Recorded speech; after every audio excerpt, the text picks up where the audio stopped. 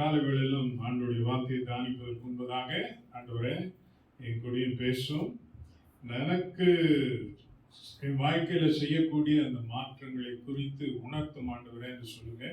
கர்த்தர் நிச்சயமாய் தனிப்பட்ட விதத்துல உங்களோடு கூட பேசுவார். கேட்கிறது என்னுடைய சத்தமா இருந்தாலும் அதல்ல, வசனம், எந்த வசனத்தை தியானிக்கிறோமோ அந்த வசனம் உங்களோடு கூட பேசி உங்களுக்கு ஒரு புது நம்பிக்கையும் ஒரு வழியும் காட்டணும்னு சொல்லி நான் நம்புகிறேன். ஆமென்.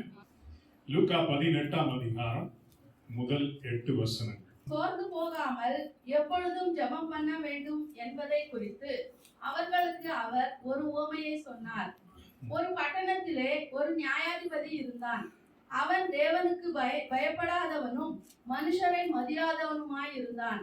அந்த பட்டணத்திலே ஒரு விதவையும் இருந்தாள். அவள் அவனிடத்தில் போய், எனக்கும் என் எதிராளிக்கும் இருக்கிற காரியத்தில் எனக்கு நியாயம் செய்ய வேண்டும் என்று விண்ணப்பம் பண்ணினாள். வெகுநாள் வரைக்கும் அவனுக்கு மனதில்லாதிருந்தது. பின்பு அவன், நான் தேவனுக்கு பயப்படாமலும் மனுஷரை மதியாமலும் இருந்தும் இந்த விதவை என்னை எப்பொழுதும் தொந்தரவு செய்கிறபடியினால் இவள் அடிக்கடி வந்து என்னை அலட்டாதபடி இவளுக்கு நியாயம் செய்ய வேண்டும் என்று தனக்குள்ளே சொல்லிக் கொண்டான் என்றார். பின்னும் கர்த்தர் அவர்களை நோக்கி, அநீதியுள்ள அந்த நியாயாதிபதி சொன்னதை சிந்தித்து பாருங்கள். அந்தபடியே தேவன் தம்மை நோக்கி இரவும் பகலும் கூப்பிடுகிறவர்களாகிய தம்மால் தெரிந்து கொள்ளப்பட்டவர்களின் விஷயத்தில் நீடிய பொறுமை உள்ளவராயிருந்து அவர்களுக்கு நியாயம் செய்யாமல் இருப்பாரோ? சோர்ந்து போகாமல் எப்பொழுதும் ஜெபம் பண்ண வேண்டும்.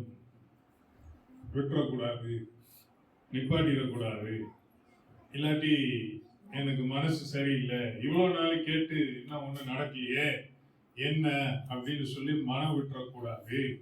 விடாமல் ஜெபம் பண்ண வேண்டும் அப்படின்னா ஒரு அதிகார தோரணையில ஒரு கட்டளையாக ஆண்டவர் நமக்கு சொல்லுகிறார். முடிஞ்சா வாங்க, கிஷோர் தான் அப்படி சொல்லுவார், முடிஞ்சா சாயங்காலம் வாங்க. ஆனா ஆண்டவர் வந்து முடிஞ்சா ஜெபம் பண்ணுங்கன்னு சொல்ல, என்னதான் சொல்றாரு, பண்ணு எப்பொழுதும்.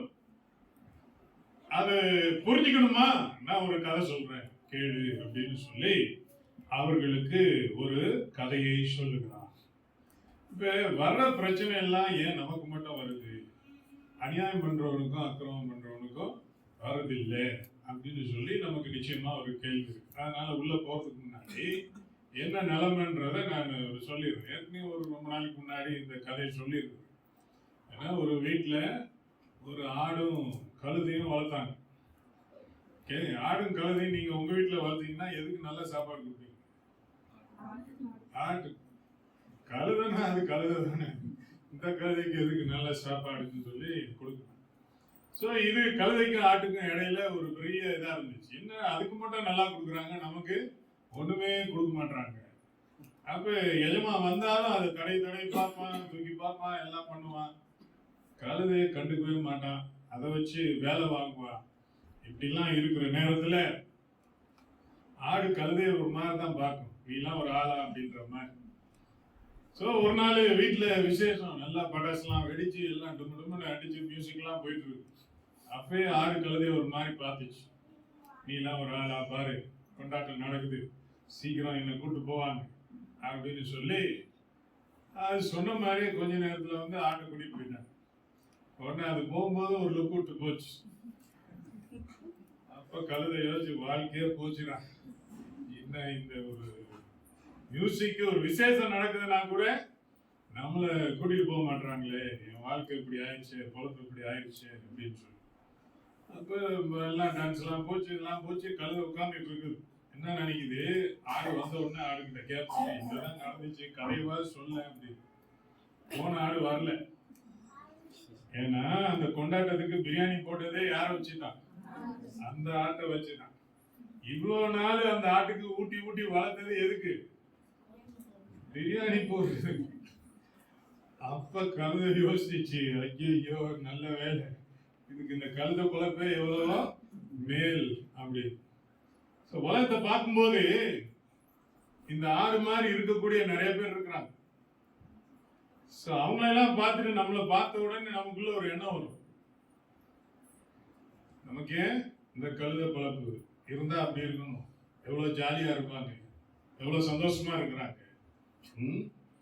ஆண்டவருக்கு ஸ்தோத்திரம். இந்த வெடி வைக்கிற வேலையெல்லாம் நமக்கு கொடுக்கல. இல்லாட்டி யாரு ஜாஸ்தி வெடிக்கிறான்ற ஒரு போட்டி இருக்கா இல்லையா? அப்ப ஒவ்வொரு குடும்பத்திலையும் பக்கத்து வீட்டுல இருக்கிறவங்க வெடிச்சுக்கிட்டே இருக்கிறாங்கன்னா ஒரு சோகம். நமக்கு இப்படிலாம் முடியலையே. அப்ப காசை கரியாக்குறதுக்கு ஒரு பெரிய போட்டி. நீ சீக்கிரம் வேஸ்ட் பண்றியா, நான் சீக்கிரம் வேஸ்ட் பண்றேன். ஸோ இப்படி ஒரு சூழல்ல இருக்கும்போது இன்னைக்கு நல்லா உலக பிரகாரமா உயர்ந்து வர்றவங்களை பார்க்கும்போது நமக்குள்ள ஒரு கேள்வி வரதான் செய்யும். என்ன கேள்வி வரும்? கடவுளை தேடுறது இல்லையே, அவங்களாம் நம்மள மாதிரி இப்படி மெனக்குறது இல்லையே, அவங்களாம் வாழ்க்கையில மேல ஏறி போய்கிட்டே இருக்கிறாங்களே, எனக்கு இப்படி இல்லையே அப்படிங்கிற கேள்வி நிச்சயமாய் வரும். இதை விளக்குவதற்கு தான் இயேசு ஒரு ஓமையை சொன்னார். ஓமைனா என்ன? ஒரு கதை. ஒரு கதை என்பது வித்தியாசமான முறையில சொல்லப்படும். சில கதையை சொன்னா அந்த கதையின் முடிவிலேயே தெளிவா இதுக்குதான் சொல்றாங்கன்னு தெரியும். சில கதை வந்து எப்படி சொல்லும்? இவர் மாதிரி இருக்கணும்ன்றதுக்காக சொல்லப்படும். சில கதை எதுக்கு சொல்லப்படும்? இவர் மாதிரி இருக்கக்கூடாதுன்னு சொல்லப்படும். ஆனா இங்கே ரெண்டு விதமான வித்தியாசமான ஆட்களை குறித்து சொல்லுகிறது. சோ அப்படி சொல்லும் போது இதன் மூலமாய் நமக்கு என்ன கொடுக்கிறாருன்னா ஒரு சவால் கொடுக்கிறார். இப்ப நீ என்ன செய்ய போற? ரெண்டாவது நமக்கு ஒரு அழைப்பு கொடுக்கிறார். நீ இருக்கிற மாதிரி இருக்காதே, நீ மாறு, வித்தியாசமா செய். மூணாவது ஒரு வாக்குத்தத்தத்தை கொடுக்கிறார். நான் செய்வேன், நான் செய்வேன். இன்னைக்கு இதை ஏத்துக்கிறதுக்கு நம்ம ரெடியா இருக்கோம். ஆண்டவரே, நீங்க கொடுக்கிற சவாலை நான் ஏத்துக்கிறேன். நீங்க கொடுக்கிற அழைப்புக்கு நான் பதில் கொடுக்கிறேன். நீங்க கொடுக்கிற இந்த வாக்குத்தத்தத்தை நான் நம்புறேன் அப்படின்னு சொல்லி இப்ப ரெண்டு விதமான ஆட்கள். யாரு? அநீதியுள்ள நியாயாதிபதி. அவன் எப்படி ஆளு? ஒருத்தரையும் மதிக்க மாட்டான், தேவனுக்கு பயப்பட மாட்டான். ஆனா ஒருத்தரையும் மதிக்காதவன், தேவனுக்கு பயப்படாதவன் எங்க இருக்கிறான்? அதிகாரத்துல இருக்கிறான். இப்ப நமக்குள்ள கேள்வி வரும், இப்படி ஆளை கொண்டு போயா அதிகாரத்துல வச்சாங்க? அப்ப அவன் ஆரம்பிக்கும் போதே இப்படிதான் இருந்தானா நமக்கு தெரியாது. ஆளுங்க வந்து மாறிக்கிட்டே இருப்பாங்க. ஏன்னா காசு பணம் வர வர, அதிகாரம் வர வர மாறிக்கிட்டே இருப்பாங்க. அது நீங்களும் நானும் கூட விளக்கு இல்லை. நமக்கு இருந்தா போல ஒரு புது வசதி வந்துருச்சுன்னா நம்மள எல்லாருக்கிட்டையும் ஒரு சீன் போடணும்னு ஒரு ஆசை தானா வரும். இருந்தா போல இப்ப என்ன வந்திருக்கு? 16 வந்திருக்கா? 16 வந்துருச்சுன்னா யாரும் பாக்கெட்டுக்குள்ள வச்சிருக்க மாட்டோம். என்ன செய்வோம்? எங்க போனாலும் அப்படியே பார்த்துட்டு, இப்ப எதுக்கு நம்ம பாக்குறதுக்கு இல்ல, இப்ப இப்படி வைக்கிறது எதுக்காக? 16 அது சொல்றது. இந்த சீன் போடுற இது இருக்கு. அந்த மாதிரி இவன் ஒருவேளை சாதாரணமா ஆரம்பிச்சிருக்கலாம். இவனும் கர்த்தருக்கு பயப்படுறவனா தான் இருந்து ஆரம்பிச்சிருக்கலாம். ஆனா இன்னைக்கு அதிகாரத்துக்கு வந்த உடனே அவன் என்ன ஒரு எண்ணத்துக்கு வந்துட்டான்?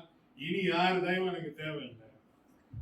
ஏன்னா அவனை எதிர்த்து சொல்வதற்கு அவ்வளவு சீக்கிரம் இன்னொருத்தர் வர முடியாது. அடுத்த பக்கம் ஒரு விதவை. போன வாரமே பார்த்தோம், அந்த பெண் இயேசுவிடத்துல வந்தா வீட்டுக்காரர் எங்க போனாரு நமக்கு தெரியாது. இங்கே வெளிப்படையா சொல்லியிருக்காரு, என்ன? வீட்டுக்காரர் இல்லை.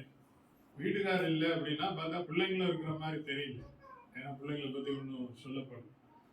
அவ சொல்லுகிறா, எனக்கு ஒரு பெரிய பிரச்சனை, அதை தீர்த்து வைக்கிறதுக்கு வேற வழி இல்லை, அதனால நானே நியாயாதிபதி கிட்ட போக வேண்டி இருக்குதுன்ற மாதிரி அந்த கதையில வருகிறது. இப்ப இவளுக்கு இதை சமாளிப்பதற்கு கூட ஆட்கள் இருந்தா ஒரு தெம்பு. தமிழ்ல நல்ல பழமொழிலாம் இருக்கு. என்ன? தான் ஆடாவிட்டாலும் என்ன செய்வான்? சதையாலும். அப்படின்னா நம்ம சவுண்ட் கொடுக்காட்டியும் நம்ம கூட இருக்கிற குடும்பத்தாருங்க நமக்காக என்ன செய்வாங்க? அட்லீஸ்ட் பழமொழிப்படியாவது சவுண்ட் கொடுப்பாங்க. நிஜமா கொடுக்குறாங்களோ இல்லையோ. ஓகே, அடுத்தது தம்பி உடையான் படைக்கு அஞ்சான். தம்பிமார் நிறைய வச்சிருக்கிறான், யாரும் பயப்பட மாட்டாங்க, படைக்கே பயப்பட மாட்டாங்க. நல்ல தம்பி இருக்கிறாங்க, ஒன்றுத்துக்கு பிரயோஜனம் இல்லாத தம்பி இருக்கிறாங்க நிறையா, அது வேற பக்கம். ஆனா இதெல்லாம் எதுக்கு சொல்றாங்க, நமக்கு இவர்கள்லாம் ஆதரவா இருந்தால் நம்ம லைஃப்ல எதையும் பார்க்கலாம் அப்படின்னு. ஒருத்தரும் இல்லைங்கும் போது யார் கதவை தட்டுறதுன்றது ஒரு பெரிய கேள்வி. அப்ப இந்த அநீதியோட நியாயாதிபதியுடைய கதவை அவள் தட்டுகிறாள். இது ரெண்டு பேரையும் நமக்கு முன்னாடி வச்சுக்கிட்டு ஆண்டவர் நம்மளை பார்த்து, ஆண்டவரே தம்பி தங்கச்சி இதை பத்தி நீ என்ன நினைக்கிற அப்படின்னு கேட்டா நம்ம சொல்லுவோம், ஆண்டவரே வெரி சிம்பிள், இந்த குடைச்சல் கொடுக்கிற ஆளு இந்த பெண்ணுக்கு குடைச்சல் கொடுக்காம இவனுக்கு குடைச்சல் கொடுக்கறதா மாத்திருக்கு.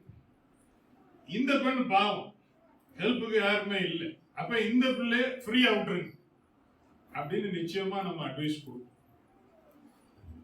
நீங்க யாருக்குமே அட்வைஸே கொடுக்க மாட்டீங்களா? அப்படி பாருங்க. சரியா? ஆனா வந்து சேர்ந்தது யாருக்குதான் வந்து சேர்ந்திருக்கு? அந்த பெண்ணுக்கு. இப்ப இதுதான் வாழ்க்கையில பெரிய கேள்வி. இந்த வர்ற, இந்த தமிழ்ல சொல்லுவாங்க மூதேவி கதை தட்டுது, இந்த கதை தட்டுற மூதேவி எல்லாம் எப்படி வீடா பார்த்து கதை தட்டுது, அந்த கதை போய் தட்ட, அங்க ஒருத்தர் இருக்கிறான், எவன் வந்தாலும் பாத்துக்குவான், ரெண்டுல ஒண்ணு பாத்துருவான், அவன்கிட்ட போய் எவனா விளையாட்டுக்காரனா உண்டு இல்லைன்னு பண்ணிடுவான், அங்க போய் தட்டு, இல்ல இங்கதான் வந்து தட்டு.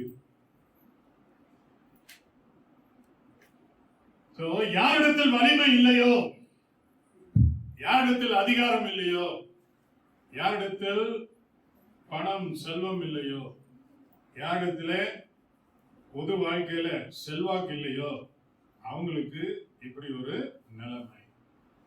இவைகள் எல்லாம் நடக்கிற நேரத்துல மூன்றாவது ஒரு நபர் இருக்கிறார். இவங்க ரெண்டு பேருக்கும் மேல உள்ள அவருடைய நிலைப்பாடு என்ன? இங்க அதிகாரத்தை கொடுத்தாரு, இங்க அதிகாரத்தை கொடுக்கி, இங்க பணத்தை கொடுத்திருக்கிறாரு, இங்க பணத்தை கொடுக்கி, இங்க உதவி செய்யறதுக்கு நிறைய ஆள் இருக்கிறாங்க, இங்க உதவி செய்யறதுக்கு ஆளே இல்லை.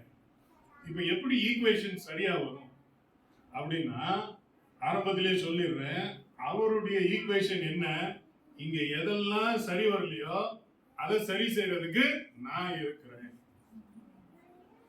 அப்ப இதை நான் எப்படி சரி பண்றதுன்னா, இந்த மாதிரி வேலைகளை சரி பண்றதுக்கு தான் இவனை நான் வச்சிருக்கிறேன். நீதிமொழியில சொல்லுது, இந்த மாதிரி ஆளுங்க வேலையே இப்படிப்பட்ட ஆளுங்களுக்கு எல்லாத்தையும் சேர்த்து வைக்கிறது தான்.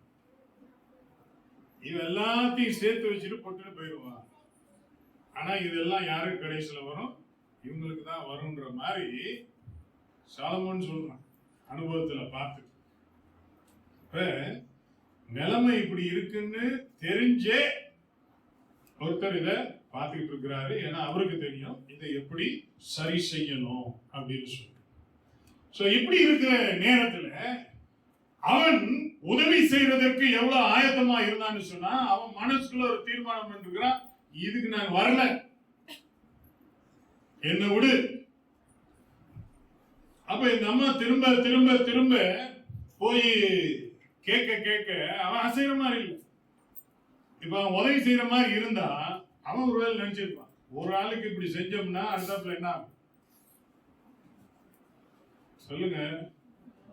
ஒரு பெரிய கியூ வந்து, ஐயா எனக்கு இந்த பிரச்சனை இருக்கு, ஐயா எனக்கு இந்த பிரச்சனை இருக்கு. இப்ப நமக்கு பிரச்சனை, இப்ப யாருக்கு தான் நானு உதவி செய்யறது? இப்ப எல்லாம் மழை எல்லாம் பெஞ்சு முடிஞ்சிச்சு, கத்தருக்கு ஸ்தோத்திரம். ஆனா 2015 தானே நம்ம சென்னையில பெருவெல்லாம் வந்துச்சு. அப்ப இங்க இருந்து கொஞ்சம் டீம்ஸ் எல்லாம் ஆர்கனைஸ் பண்ணி இங்க இருந்து அங்க டிஸ்ட்ரிபியூஷனுக்கு கொண்டு போனா மினி வேன்ல இருந்து ஜாமான இறக்கவே முடியல. எல்லாம் ஒரே இடத்துல வந்தா இது எப்படி கொடுக்கறதுன்றது தெரியல. ஒரு தடவை அந்த மாதிரி பிரச்சனை வந்த உடனே அடுத்த தடவை டோக்கன் சிஸ்டம் போயிட்டு, இங்க இல்ல அங்க போய் டோக்கன் வாங்குங்க, டோக்கனுக்கு அடிச்சுக்குங்க, ஆனா டோக்கனை வாங்கிட்டு இங்க வந்து டோக்கன் கொடுங்க, அதை கொடுத்துருவாங்க. அது ஓரளவுக்கு கூட்டத்தை கட்டுப்படுத்துற மாதிரி இருந்துச்சு. இப்ப இந்த நியாயாதிபதி யார் வேணாலும் என்கிட்ட வாங்க, நான் ஃப்ரீயா செய்யறேன் அப்படின்னு சொன்னான்னா என்ன ஆகும்? பெரும் கூட்டம். அதனாலேயே இருதய கடினப்பட்டு என்கிட்ட யாரும் வராதிங்க, தொந்தரவு பண்ணாதீங்க. அந்த மாதிரி ஒரு நிலைமைக்கு போயிட்டாங்க. இப்ப விடாமுயற்சியோடு கேட்கிறதான ஒரு பெண், என்னை தொந்தரவு பண்ணாத, நான் உன்ன மாதிரி ஆளு கவனிக்கவே மாட்டேன், என்கிட்ட வராதன்னு சொல்லுகிற கடின இருதயம் படைத்த ஒரு மனுஷன். இந்த ரெண்டு பார்க்கணும். நான் இதை விட மாட்டேன், வெற்றி கிடைக்கிற வரைக்கும் நான் விட மாட்டேன் என்கிற ஒரு பெண், இறுகி போன இருதயத்தை கொண்ட ஒரு மனுஷன். ஜெயிச்சது எது? சொல்லுங்க, ஜெயிச்சது எது? இந்த விடாமுயற்சி தான். தமிழ்ல சொல்லாங்க, எறும்பு ஊருனா என்ன தேயுமா? பாறையும் தேயுமா? அந்த மாதிரி ஆண்டவர் சொல்றாரு, இன்னைக்கு சில காரியங்கள் உடனே நடக்காட்டியும் நீ உறுதியா இருந்தால், ஆண்டவரிடத்துல ஆண்டவரே இது வேண்டும் என்று சொல்லி கேட்டால் நிச்சயமாய் அது நடக்கும். அப்ப நமக்கு உடனே நடக்காத சில காரியங்கள் நம்ம போய்கிட்டே தான் இருக்கும். நான் பழங்காலத்து வீடியோ எல்லாம் பார்த்துருக்கேன், ஓரல் ராபர்ட்ஸ் வீடியோ. அப்ப எப்ப நடந்தது? 1950s. அப்ப லைவா கேமரால எடுத்துக்கிட்டு இருக்கிறாங்க. ஒரு அம்மா இவ்வளோ பெரிய கட்டியோடு வரும். இவர் ஸ்டேஜ்ல உட்கார்ந்து அப்படி கையை கொண்டு போய் அந்த கட்டியில வச்சு ஜோம் பண்றாரு. இப்படி கையில இப்படி தொட்டுட்டு ஜோம் பண்ண கேமரா ரெக்கார்டிங்ல அது டக்குன்னு உடையுது. உடைஞ்சு இப்படி எலாஸ்டிக்கை பிடிச்சி விட்ட மாதிரி அது போகுது. பார்த்த உடனே ஆஹா, ஒவ்வொரு நாளும் இப்படி நடந்துச்சுன்னா என்ன மாதிரி இருக்கும். எல்லா சுகமும் உடனே நடக்கிறது இல்லை. அப்ப இன்னைக்கு ஆண்டவருடைய பிள்ளைங்க சுகத்தை ஆண்டவர்கிட்ட கேட்டுட்டு இருக்கிறாங்கன்னா, கேட்கிறாங்க, நடக்க மாட்டேங்குது. கேட்டுக்கிட்டே இருக்கிறதா நம்முடைய விசுவாசம். சிலருக்கு நல்லா இருந்தவங்க பிரச்சனைப்பட்டு உறவுல ஒரு விரிசலா, நல்ல கணவனும் மனைவியுமா இருப்பாங்க, ஒரு பெரிய பிரச்சனை. ஒரே குடும்பமா ஒண்ணுக்கு ஒண்ணு இருப்பாங்க, ஒரு ஆள் முறுக்கிட்டு போயிடுவார். அது பெரிய நஷ்டம்லாம் இல்லாட்டியும் கஷ்டம். நம்மளோட இவ்வளோ அன்பா இருந்தவங்க இப்படி நம்ம விட்டு போறாங்கன்னு சொன்னா, இது திரும்பி நம்ம இன்னைக்கு ஒன்று சேருவோம் அப்படிங்கிற ஒரு பெரிய ஒரு எதிர்பார்ப்பு. கெட்டகுமாரன் கதையில அந்த அப்பா ஒரு வேளை கில் ட்ரிப்ல போயிருந்தாருன்னா என்ன யோசிப்பார்? என் பையனுக்கு நான் என்ன தப்பு, என் பையனை நான் எந்த விதத்துல தப்பா நடத்தினேன்? அவன் காசு வேணும்னு கேட்டப்ப கூட எல்லாத்தையும் வச்சுக்கோன்னு தானே சொன்னேன். சரி காசை எடுத்துக்கோ, நான் உனக்கு என்ன பண்ணேன்? நான் உனக்கு என்ன அநியாயம் பண்ணேன்? என்ன விட்டுட்டு ஏன் போற? ஆனாலும் ஒவ்வொரு நாளும் போய் பால்கனில இருந்து பார்த்துக்கிட்டே இருக்கும். என்னைக்காவது ஒரு நாள் என் பையன் திருப்பி வருவான். சோ உடனே வரல. அவனும் ஊர் சுத்தி நாசமா போய் அதுக்கப்புறம் தான் வந்தான். ஆனா நாசமா போன நேரத்துல அவனுக்குள்ள ஒரு சின்ன விதை. என்ன விதை? அப்பா நல்லவர், படுபாரு, இது அப்பயே யோசிச்சிருக்கலாம், இப்பதான் உனக்கு புத்தி வருதா அப்படின்னு சொல்லிட்டு திரும்பி வந்தான். இன்னைக்கு ஆண்டவருடைய வார்த்தை சொல்றது, சில காரியம் செட் இல்லாம உடஞ்சி போனதும் வரும். சில நேரம் நமக்கு இருக்கிற பற்றாக்குறை இன்னும் கொஞ்சம் இவ்வளவு இருந்துச்சுன்னு சொன்னா நான் இது எல்லாத்தையும் முடிச்சுப்பேன். நான் சில நேரம் ஆட்களை பார்ப்பேன், ரொம்ப கஷ்டப்பட்டு வீடெல்லாம் கட்டுவாங்க. கட்டி ஒரு 75% வீடு முடிஞ்சிடும். அது வரைக்கும் கிடைக்க வேண்டியதெல்லாம் கிடைச்சிருச்சு. இப்ப இன்னொரு ஒரு 25% இருந்துச்சுன்னா அந்த வீட்டை முடிச்சிடலாம். முடிக்க முடியாம திணறிக்கிட்டே இருப்பாங்க. இப்ப வீடு ஏற்கனவே கட்டினதுக்கு வட்டி கட்டணும், ஆனா வீடு முழுமையா இல்லை. ஸோ எப்படி அப்படிங்கிற ஆட்களும் இருக்கிறாங்க. இந்த கெட்டகுமாரனுடைய அப்பா மாதிரி என் பிள்ளைய நான் எவ்வளோ ஆசாசியாக வளர்த்தேன், நல்லா இருக்கும் தானே. ஆனா என் பிள்ளை இப்படி இருக்கே, இது மாறாதா, இது மாறாதா? சில நேரம் பிள்ளைங்க வேணும்னே பெற்றோரை கோபப்படுத்துறதுக்கு எது பெற்றோருக்கு பிடிக்காதோ அது பெற்றோருக்கு முன்னாடியே செய்வாங்க. அப்ப நான் சொன்னேன்ல, இந்த 3 இதை பார்க்கணும்.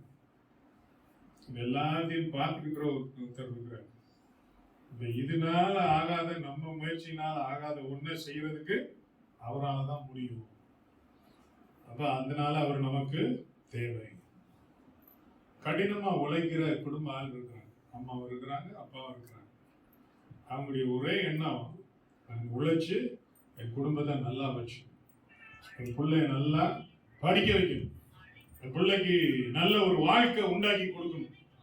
ஆனா எவ்வளவு உழைச்சாலும் எங்கேயோ ஒரு கடன், எங்கேயோ ஒரு கமிட்மெண்ட், எங்கேயோ ஒரு சுகவீனம், இதெல்லாம் அப்படியே கரைஞ்சு போயிருக்கு, ஒண்ணுமே நிக்க மாட்டேங்குது.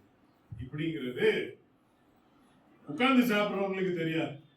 ஆனா டெய்லி கடுமையா உழைக்கிறவங்களுக்கு ஒவ்வொரு நொடி பொழுதும் அதனுடைய அழுத்தம் தெரியும். அதுல இருந்து விடுதலை நிச்சயமாக வேண்டும். வாலிப பிள்ளைங்க இருக்கு. இன்னைக்கு சில பிள்ளைங்க சொல்லுவாங்க, எங்களுக்கெல்லாம் எதிர்காலத்தை பத்தி கவலை இல்லை, நாங்க இங்க படிப்போம், இது முடிச்சோன்னா அங்க போவோம், அது முடிச்சு அங்க போவோம், இங்க போயிருவோம். அப்ப வேறு சில பிள்ளைங்க யோசிப்பாங்க, நம்ம வாழ்க்கை எங்க போகுது, ஃபீஸ் கட்டுறதுக்கே டங்கடகம் போட்டு இருக்கிறாங்க, இவங்களெல்லாம் நம்பி நம்ம எதிர்காலம் பார்த்து எங்கடா போகுது. அந்த கஷ்டப்படுறவங்களுக்கும் நல்லா இருக்கிறவங்களுக்கான வித்தியாசம் படிப்புல மேல போக போக நல்லா தெரியும். டிகிரி முடிக்கிற நேரத்துல ஒரு குரூப் சொல்லும், நான் அமெரிக்கா போறேன், அடுத்த குரூப் சொல்லும், நான் இங்க பக்கத்துல ஊருக்கே போறதுக்கு நான் யோசிக்க வேண்டியதா இருக்கு. அப்ப எனக்கு லைஃப் என்ன, வேலை கிடைக்குமா, என்ன வேலை கிடைக்கும், மிச்சம் மீதி ஏதாவது இருந்தா கிடைக்கும், நமக்கெல்லாம் வாழ்க்கை இல்லை அப்படி. ஸோ பெரியவங்களுக்கு தான் இந்த மாதிரி ஜெபம், அவங்களுக்கு தான் பாவம், வாழ்க்கையில் ஒரு வழி இல்லை அப்படின்னு நினைக்காது. இப்போ சின்ன பிள்ளைங்களுக்கு சொல்றேன், வாலிப பிள்ளைங்களுக்கும் சொல்றேன், ஆண்டவர் உங்களுக்கும் ஒரு எதிர்காலம் வச்சிருக்கிறார். ஓகே, நான் இதை பார்த்ததில்லை அதை பார்த்ததில்லைங்கும் போது ஆண்டவர் சொல்றாரு, நான் என்னமோ வச்சிருக்கிறேன், நீ கவலைப்படாது அப்படின்னு. அதனால அவரை கேட்கிறத நிறுத்திடக்கூடாது. எனக்கு வாழ்க்கை இருக்கா, எதிர்காலம் இருக்கான்றத பத்தி கவலைப்படாது. 2 கேள்வி நம்ம கிட்ட வரும். என்ன கேள்வி வரும்? நான் கேட்டா ஜெபம் பண்ணா ஆண்டவர் கேட்கிறாரா, அவருக்கு என் மேல அக்கறை இருக்கா?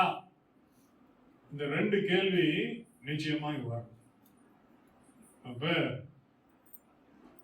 ஆண்டவர் நம்ம திருப்பி முதல் வசனத்துல பார்த்த மாதிரி இவ்வாறு எப்ப ஜெபம் பண்ணும், வசனம் போடு, முதல் வசனம், எப்ப ஜெபம் பண்ணும்? சோர்ந்து போகாமல் எப்பொழுதும். வயிற்று வலிச்சா மட்டும் ஐயோ ஆண்டவரே வயிற்று வலிக்குது இல்ல, நல்லா இருக்கும் போதும். ஏன்னா இன்னைக்கு நல்லா இருக்கிற நீ நல்லா இருக்கிறது எல்லாத்தையும் கைக்குள்ளேயே அடக்கி வச்சிருக்க முடியாது. அது பணமா இருந்தாலும் சரி, பொருளா இருந்தாலும் சரி, இதை நான் அப்படியே வச்சுக் கொள்வேன்னு சொல்லி இருக்க முடியாது. ஓகே, நான் இந்த ஸ்பெயின்ல இப்ப வெள்ளம் வந்துருக்கு. ஓகே, ஸ்பெயின்ல வெள்ளம் வந்து பார்த்தா பரிதாபமா இருக்குது. என்ன பரிதாபம், ரோடு பூரா சேர், இவ்வளவு உயரத்துக்கு சேர் இருக்கு. அதுல நடந்து போகணும்னா காலை ஒவ்வொரு காலம் எடுத்து வைக்கிறது, அவ்வளவு சேரும் வீட்டுக்குள்ளேயும் வந்துருக்கு. சூப்பர் வீடு, ஆனா இப்ப என்ன, சூப்பர் சேர். சேர் இருக்கட்டும், இந்த சேர் அள்ளி போட்டா அந்த வாடை போறதுக்கு எவ்வளவு நாள் ஆகும் தெரியுங்களா? அப்புறம் கொஞ்ச நாள் கழிச்சு கீழே போட்டுக்கிற ஃப்ளோரிங், கட்டடம் பத்தி தெரிஞ்சவங்க தெரியும், கொஞ்ச நாள் கழிச்சு அது அப்படியே உட்காரு, அது கீழே போய்கிட்டே இருக்கு, அது நிறுத்த முடியாது. அப்படி நிறைய சிக்கல் இருக்குது. அப்படின்னா எதையுமே நம்ம இதுல வைத்துக் கொள்ள முடியாது. அதனாலதான் சொல்றாரு, சோர்ந்தும் போக கூடாது, ஜெபம் பண்றது நிப்பாட்டவும் கூடாது. அதனால இங்க யாராவது ஒருத்தர் ஆண்டவரே என்ன சாய்ஸ்ல விட்டுருங்க, நல்லா தான் இருக்கிற, நீங்க என்ன கொடுக்குறீங்களோ நான் அட்ஜஸ்ட் பண்ணிட்டு போயிடுறேன்னு சொல்லி இல்ல இதையும் வச்சிருக்கணும். நமக்கு வர வேண்டியதை வரணும், இருக்கிறதும் இருக்கணும்னா எல்லாத்துக்கும் என்ன தேவை? அவருடைய தயவு தேவை. அதனால உன்னை கேட்டு ஆண்டவர் அமைதியா இருக்கிறாருன்னா அமைதியா இருக்கிறாரு, அதனால இது கேட்டு பிரயோஜனம் இல்லை, இதை பத்தி ஒன்னும் நம்ம பேச வேணாம்னு விடுவதில்லை. இல்லை, நமக்கு பார்க்க அப்படி இருக்கலாம், ஆனால் அவர் கிரியை செய்து கொண்டுதான் இருக்கிறார். ஆண்டவர் யாரை எங்க எப்படி தட்டி லைன்ல கொண்டு வரணும்னா அது தட்டிக்கிட்டே தான் இருக்கு. நீ பாருங்க, சில மிருகங்களை நடத்தும் போது அடிக்க வேண்டியது, சாட்டை எடுத்து அதை எடுத்து. ஆனா அந்த ஆடு மேய்க்கிறவனுக்கு தெரியும் ஆட்டை என்ன செய்ய தேவையில்லை, அடிக்க தேவையில்லை.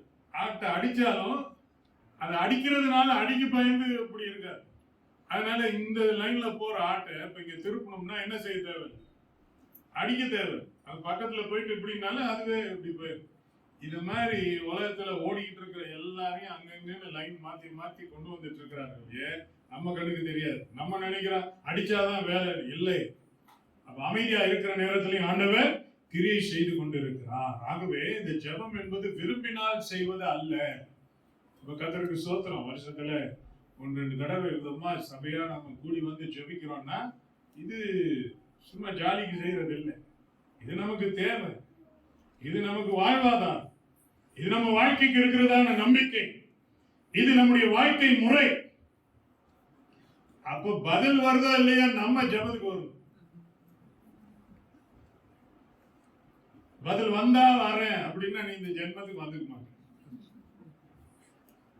ஏன்னா வந்தாலும் உங்க கண்ணுக்கு தெரியாது.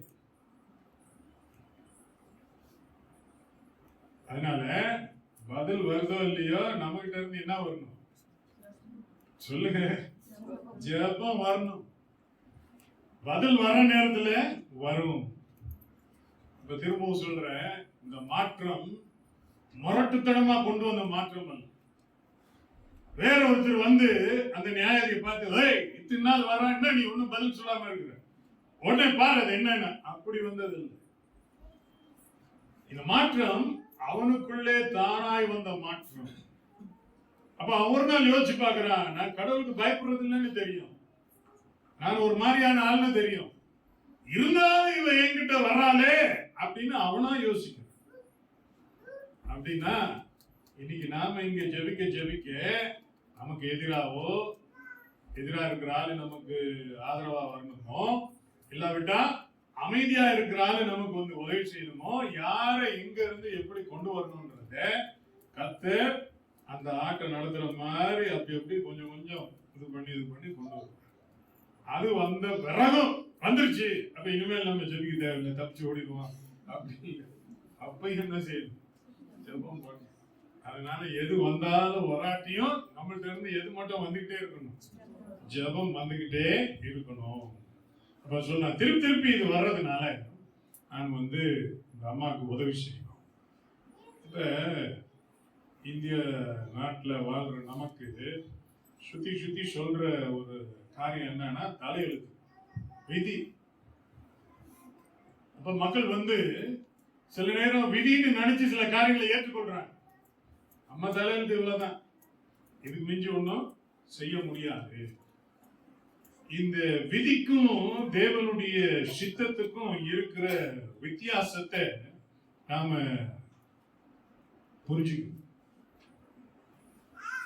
அந்த பெண் வந்து எனக்கு குடைச்சல் கொடுக்கறதுக்கு இவன் வந்து சேர்ந்திருக்கானே, என் தலையெழுத்து, நீயும் குடைச்சல் கொடு, ரோட்ல போ, நீ எதுக்கு சும்மா போற, நீ வந்து எனக்கு குடைச்சல் கொடு, என் தலையெழுத்து, எல்லாரும் இப்படி குடைச்சல் கொடுக்கறது தான் என் வாழ்க்கை இருக்கு அப்படிங்கிறது என்னது, விதி.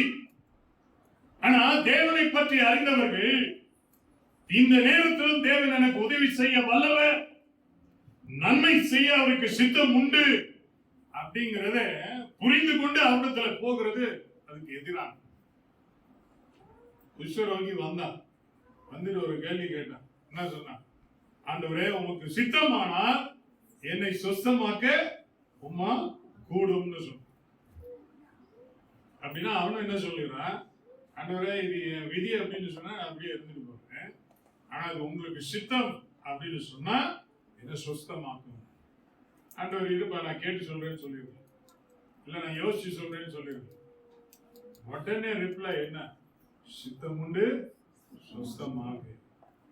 ஆண்டவர் நன்மை செய்கிறவரை தவிர யாரையும் இன்னைக்கு நம்மளை பார்த்து நீ அப்படியே துடிக்கிறத பார்க்க எனக்கு எவ்வளவு நல்லா இருக்கு தெரியுமான்னு நம்மளை பார்த்து சொல்ல போறோம்.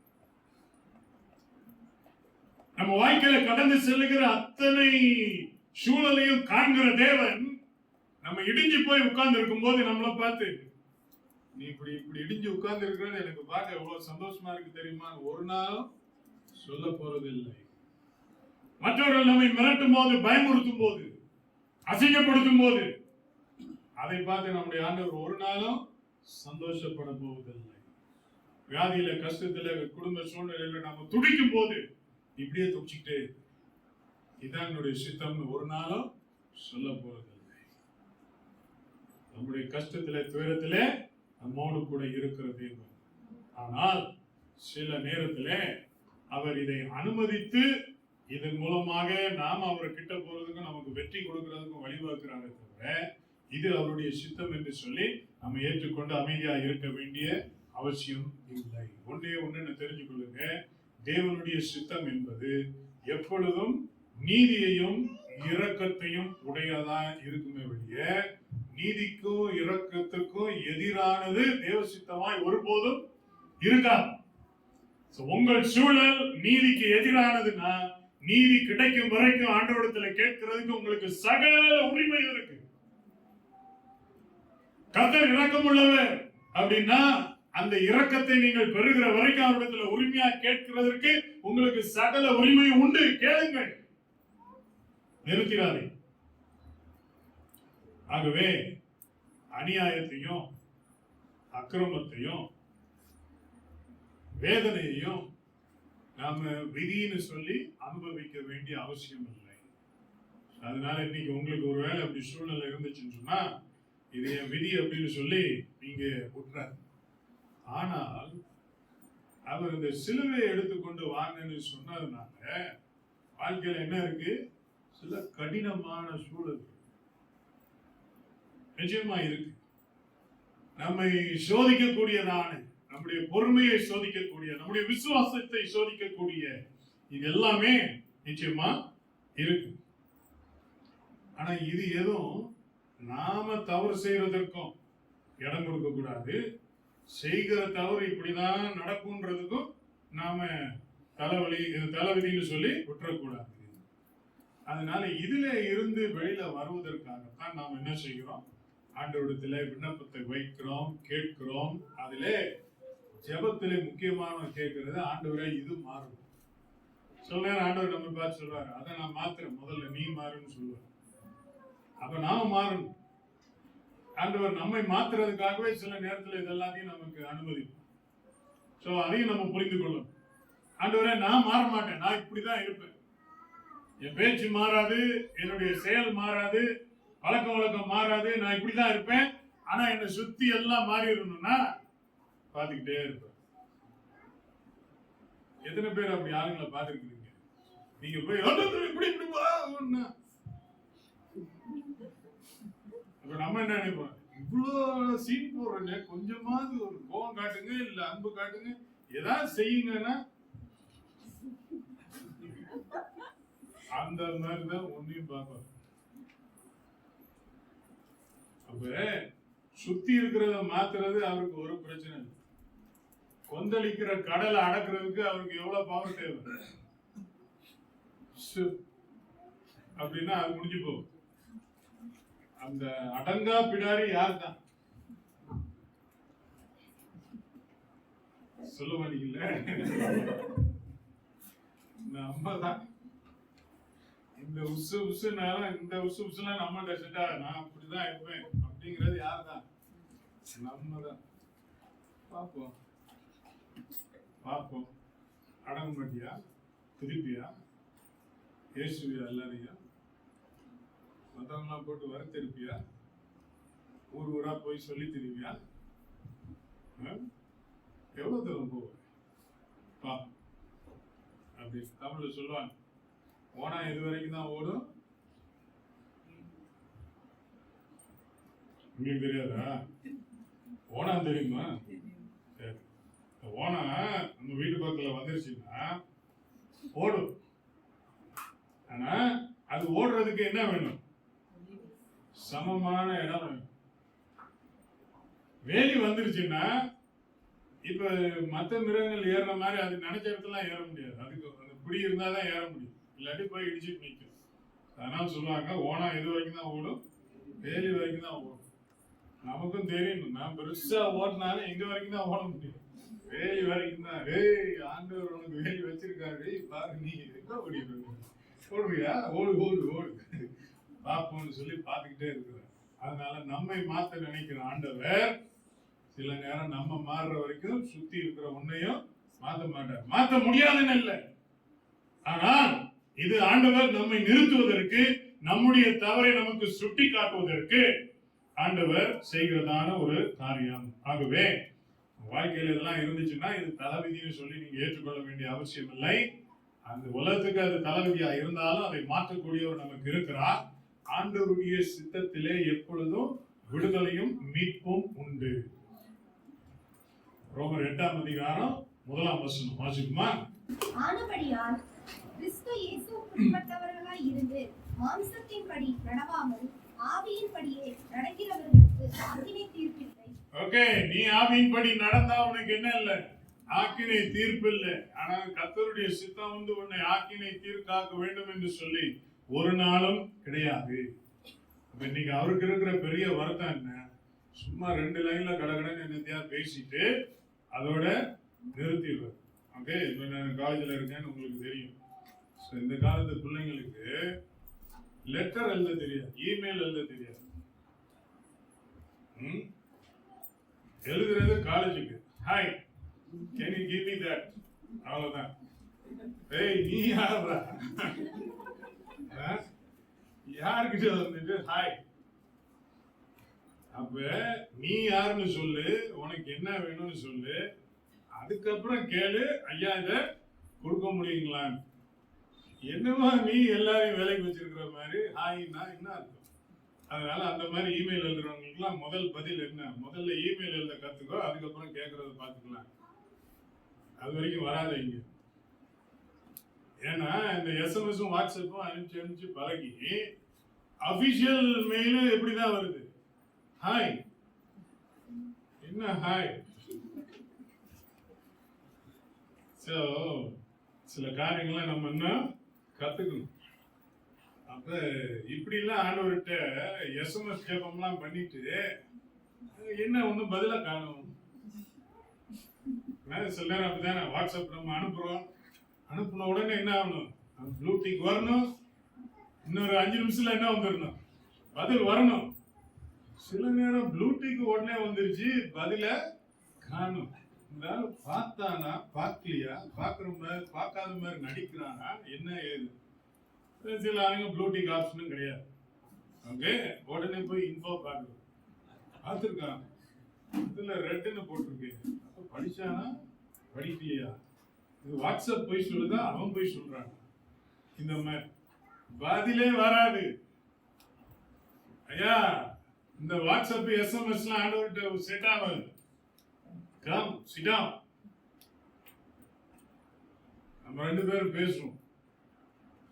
உனக்கு பேசுறதுக்கு எவ்வளவு இருக்கா, என்கிட்ட பேசுறதுக்கு இன்னும் நிறைய இருக்கு. உன்னை பத்தி சொல்றதுக்கு நீ இந்த கதையெல்லாம் சொல்ற, ஆண்டவரே இதை பாத்தீங்களா, அதை பாத்தீங்களா, அவர் இப்படி பண்ணாரு இப்படி பண்ணாரு, கதையெல்லாம் கொஞ்சம் உன் கதை உனக்கு தெரியுமா? எல்லார் கதையும் நல்லா ஞாபகம் வச்சிரு, உன் கதையை மட்டும் மறந்துரு. உன்னை பத்தி இருக்கு, நீ பண்ண காரியம், நீ பேசினதெல்லாம் அதுக்குதான் ஜெபத்துல வந்து உட்காரு. ஆண்டவர் அங்க குத்துவார் கரெக்டா. எங்க பெரிய கட்டியா இருக்குதோ அங்க வந்து குத்துவார். எத்தனை பேர் குத்துறதுக்கு ரெடி? குத்து வாங்குறதுக்கு. ஆண்டவரே என்ன டச் பண்ணாதீங்க, ரொம்ப டெலிகேட்.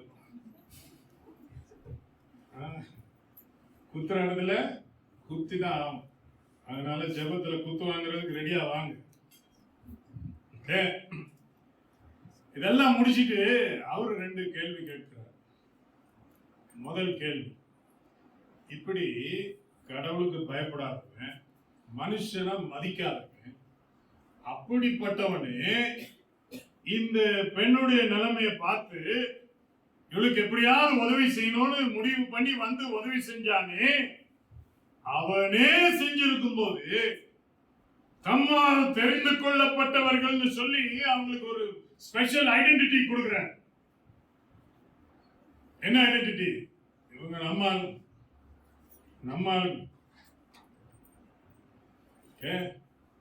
இந்த நம்ம ஆளுங்க சொல்லும் போது இன்னைக்கு எலக்ட்ரானிக் ஏஜ்ல அநேக நேரம் நமக்கு கார்டு ஆக்சஸ் கொடுக்குறாங்க. அப்ப எங்கெங்கெல்லாம் நம்ம போகலாம், இப்போ ஒரு பெரிய கம்பெனில இருந்தீங்கன்னா சில ஆளுங்களுக்கு மாஸ்டர் கார்டு ஆக்சஸ் இருக்கு. அவங்க எங்க வேணா எப்படி வேணா எந்த இடத்தையும் போய் திறக்கலாம், போகலாம், எனி டைம் உள்ள போகலாம், வரலாம். நான் இந்த பழைய சர்ச்சில் 120 பாஸ்டர் வேலை செஞ்சாங்க. ஸோ அதில் ஒரு 5-6 பேருக்கு மட்டும்தான் அந்த மாஸ்டர் கார்டு. என்ன, எனி டைம் போகலாம், வரலாம், என்ன வேணா செய்யலாம். மற்றவங்க அவங்க ஆஃபீஸ் டைமுக்கு விட்டு போய் அங்கே போய் தட்டாங்கன்னா என்ன செய்யாது, திறக்காது. அப்போ யாருக்கு திறக்கும்? மாஸ்டர் கார்டு வச்சிருக்கவங்க தான் திறக்கும். ஸோ அவன் பேனு நிற்கும் போது நம்ம போய் தட்டி திறந்து போகும்போது இது சும்மா ஒண்ணு வெட்டி தான் ஒண்ணு கிடையாது. ஆனா இங்க ஆண்டவர் சொல்றாரு, ஏய் நீங்களா நம்ம ஆளுங்க மாஸ்டர் கார்டு கொடுத்துரு, நீ நம்ம ஆளு, நீ எனி டைம் வரலாம், போகலாம், என்கிட்ட நீ வர்றதுக்கு ஒரு தடை இல்லை. நீ படுத்துட்டு இருக்கும்போது கூப்பிட்டாலும் உங்க கூட பேசுறதுக்கு நான் ரெடி. நீ வண்டி ஓட்டிட்டு இருக்கும்போது கூப்பிட்டாலும் உங்ககிட்ட பேசுறதுக்கு ரெடி. இந்த கார்டு நமக்கு கொடுத்துட்டு அவர் சொல்றாரு, இப்படி என்கிட்ட மாஸ்டர் கார்டு வாங்கின ஆளுங்களை நானும் சும்மா விட்டுருவேனா? சொல்லு சொல்லு, இருப்பாரோ? எப்படி கூப்பிடுறவங்க? அந்த வசனம் போடுங்க, 7ஆம் வசனம். சும்மா கூப்பிடுறவங்க இல்ல, எஸ்எம்எஸ்ல கூப்பிடுறவங்க இல்ல, வாட்ஸ்அப் மெசேஜ்ல கூப்பிடுறவங்க இல்ல. அந்தபடியே தேவன் தம்மை நோக்கி இரவும் பகலும் கூப்பிடுவர்களாகிய தம்மால் தெரிந்து கொள்ளப்பட்டவர்களின் விஷயத்தில் நீடிய பொறுமை உள்ளவராயிருந்து அவர்களுக்கு நியாயம் செய்யாமல் இருப்பாரோ? எப்படி கூப்பிடுறவங்க? தம்மை நோக்கி இரவும் பகலும். இதை மையமாக வச்சுதான் கிறிஸ்தவர்கள் மத்தியில இரவு நேரம் ஜெபிக்கிற ஜெபமே வந்துச்சு, சங்கிலி ஜெபம்ன்றது வந்துச்சு. இந்த வசனத்தை வச்சுதான். ஏன்னா எனி டைம் ஆண்டவரை நோக்கி கூப்பிடலாம். நைட்ல போய் எதுக்கு கூப்பிடணும்? எத்தனை பேர் நைட்ல தூங்காம இருக்கிறீங்க? தூக்கம் வரல, அதனால என்ன செய்யும்? டிவி பார்ப்போம். தூக்கம் வரல, அதனால இது செய்வோம். நைட் செய்யற வேலை நிறைய இருக்கு.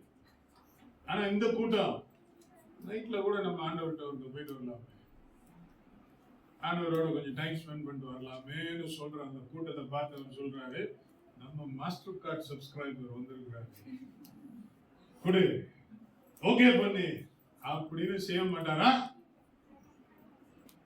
நம்மளை பார்த்து கேட்கிற சொல்லு. இன்னொரு கேள்வி கேட்கிற. என்ன கேள்வி? 8ஆம் வருஷம்.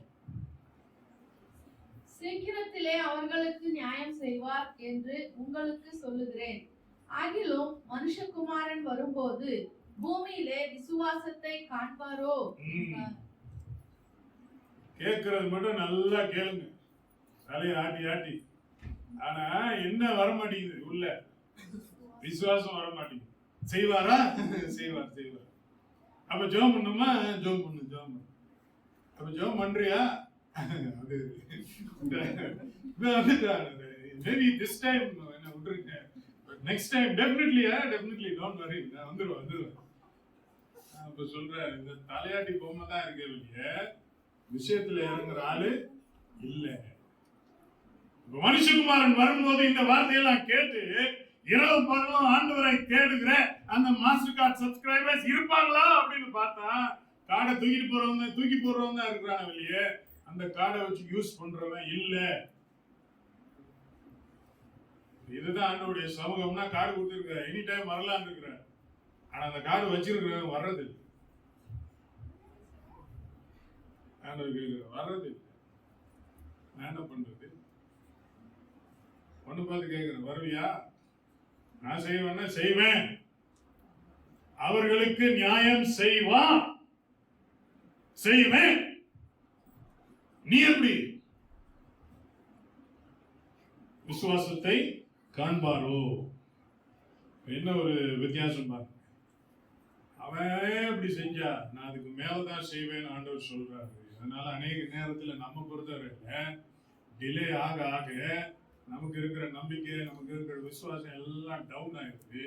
ஆனா டிலே ஆக ஆக நம்ம தொடர்ந்து செய்யணும்னா எதன் அடிப்படையில் தான் செய்ய முடியும்? விசுவாசத்தின் அடிப்படையில். என்ன விசுவாசம்?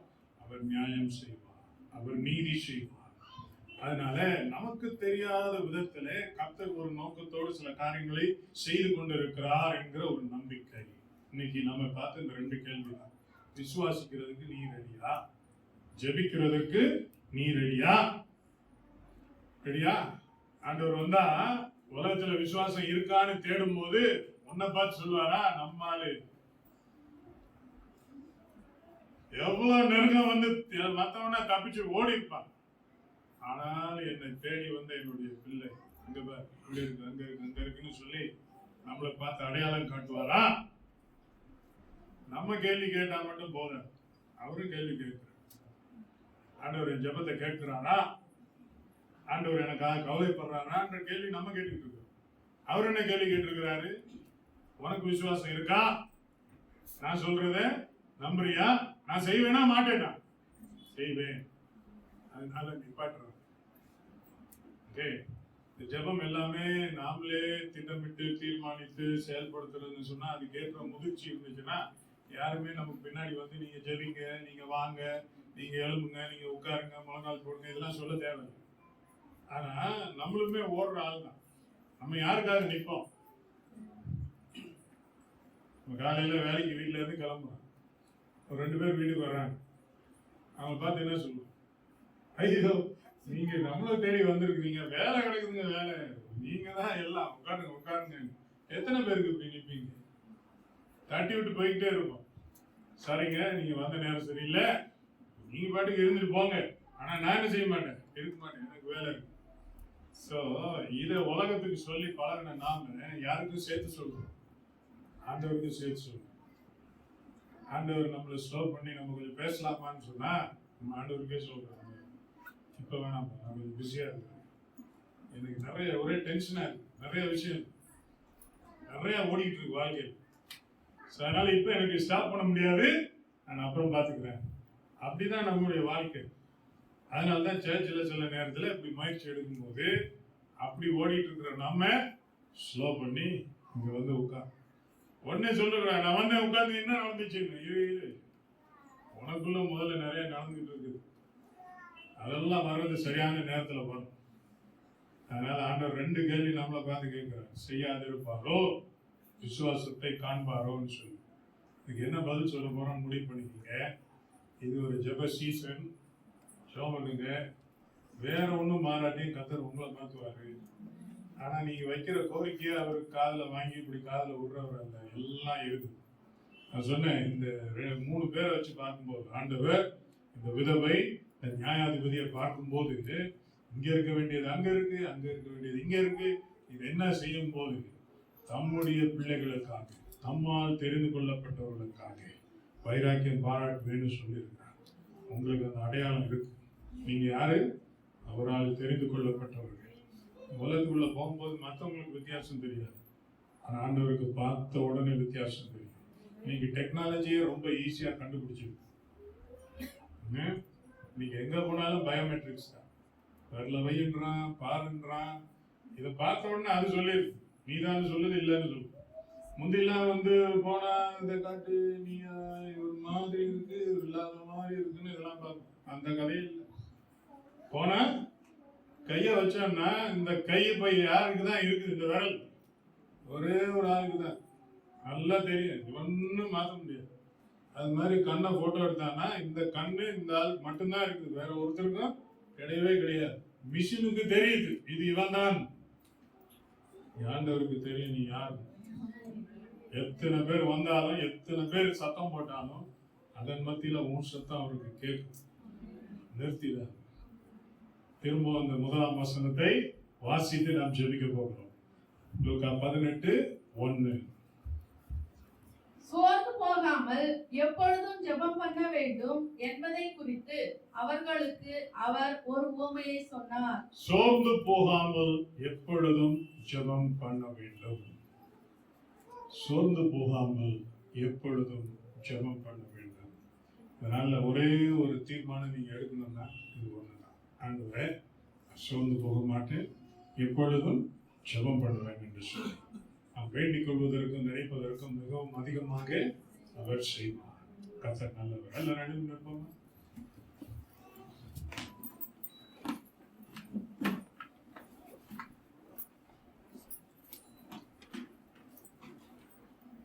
ஓரல் ராபர்ட்ஸ் பத்தி சொன்னேன்.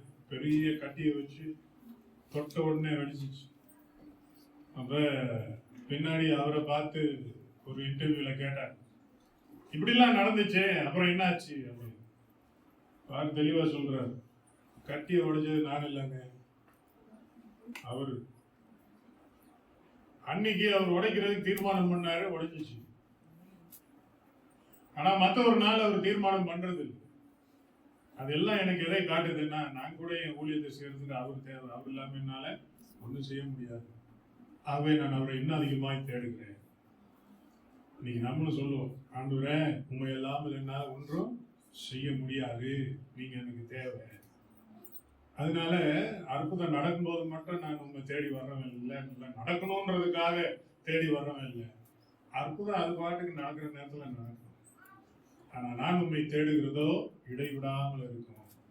அதனால்தான் வசனத்துல பவுல் அப்போஸ்தலன் எழுதினாரு, எப்படி ஜெபம் பண்ணுமா, இடைவிடாமல் ஜெபம் பண்ணுங்க. அப்படின்னா இதுக்கு முடிவே கிடையாது. இது நம்முடைய வாழ்க்கை முறை.